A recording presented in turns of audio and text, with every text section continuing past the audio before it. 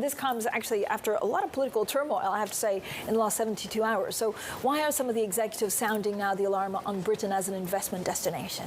So this was a big dive that we've done across the Bloomberg newsroom and on Bloomberg Radio. So we've heard a lot of criticism in the last couple of months. Think about James Dyson or Stellantis, Revolut or Microsoft. They've all had criticisms for the UK government.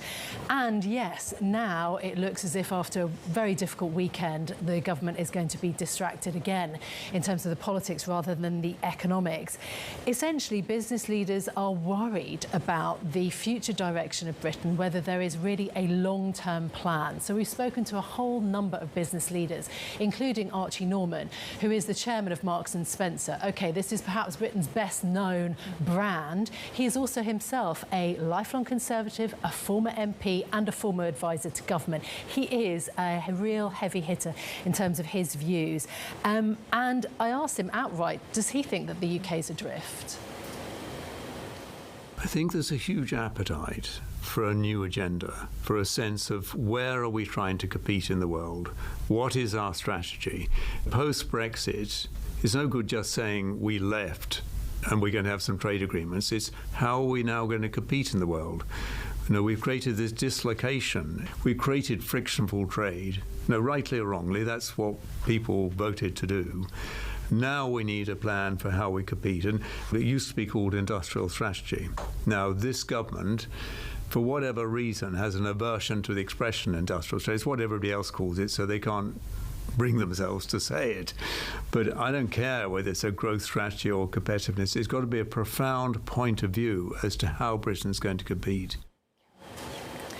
So a profound point of view. That was Archie Norman, the chairman of Marks and Spencer, speaking to me. Look, the Prime Minister's 5 pledges, which are largely on the economy, haven't done the trick. Neither has the plan from the Chancellor Jeremy Hunt, the Edinburgh reforms. They have not convinced business, at least so far. Archie Norman's also got a range of criticism. He talks about skills. The government is agnostic on what it wants people actually to do in terms of building their skills. He says we've lost the plot when it comes to attracting businesses to headquarter in London, as well as to list. He also talks about specific interventions from government which have been, quote, harebrained. He talks about, in particular, this idea of a price cap on essential foods being a failed policy of the 70s that has been tried before. So really pretty critical of the direction of government and in need of something longer term. And Caroline, I guess, you know, the political drama with Boris Johnson, also Nicola Sturgeon, doesn't help things as you know, the government could be distracted once again. Yeah, this is the issue. I mean, Rishi Sunak was speaking at Tech Week this morning in London, talking about trying to make Britain an AI hub and a regulator here in the UK. This comes after 72 hours in which Boris Johnson's resignation means that there will be 3 by-elections. This is going to put the Conservatives to the test at a really difficult moment.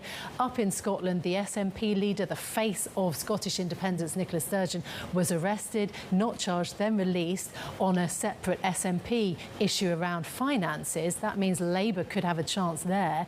This is looking very precarious politically, but again, it's the politics and perhaps the internal machinations of the Conservative Party that dominate rather than the really big post-Brexit economic issues.